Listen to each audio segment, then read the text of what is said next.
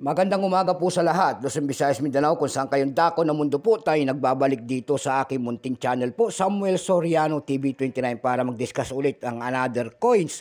At ito po ay ating hilig, pangungulikta po ng barya, kaya natin sinisiling kung magkano na ang kanilang mga halaga. Ayan po. Magandang umaga po sa lahat ng kolektor kung saan kayong dako ng mundo po, lalong-lalo na ang aking mga subscriber po. Thank you so much po naman sa inyong lahat. Ayan po. At maraming salamat din po sa nanonood doon sa aking FB page. Thank you so much din po. Ayan.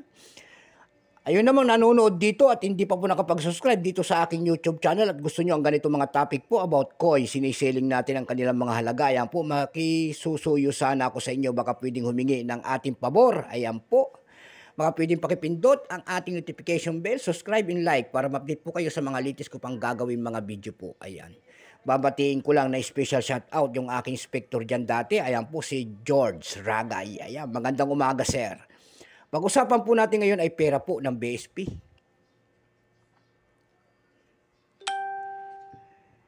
Ayan po, year 2002 po, pera po ng BSP. Makikita nyo po ang imahe ng isang lalaki. Ayan po, nakarap po sa kanang bahagi. And then, 1 peso po. And kanyang pangalan po ay Jose Rizal. And then year, and then mint mark, and then Republika ng Pilipinas. Ayan po. Ayan. And then year 1993, ang pagtatag ng ating Bako Sentral. And then Catwill po. Diyan po bumabase ang ating mga kolektor kung anong dayan. Bago tayo magsimula sa ating talakayan, kilalanin mo muna natin siya. Siyempre po, issue po, Philippines po, period, Republic, 1946 up to date po, type, standard circulation, coins, years 1995 hanggang 2003. Ayan, 2003 lamang, baka magtaka ho kayo. Kasi ito po yung 1995 hanggang 2003, ito po ay non-magnetic.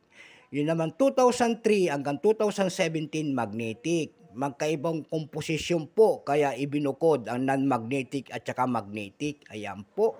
Pero totally ang kanyang year, 1995 hanggang 2017 dapat. Value nito, peso po, currency, piso, 1967 up to date po. Composition po nito ay copper nickel. May bigat po itong 6.1 grams. May haba pong 24 mm. May kapal po naman itong 1.75 mm. Hugis po, syempre, bilog. Orientation niya, middle alignment, number N-1681. Reference number KM-269. Ayan.